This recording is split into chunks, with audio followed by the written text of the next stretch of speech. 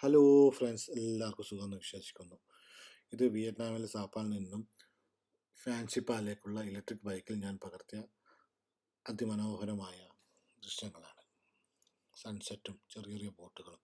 ഇതുപോലെ ഒരുപാട് നല്ല നല്ല ഫോട്ടോസും വീഡിയോസും കാണാൻ എൻ്റെ പേജ് സബ്സ്ക്രൈബ് ചെയ്യുക, ലൈക്ക് ചെയ്യുക. Thank you.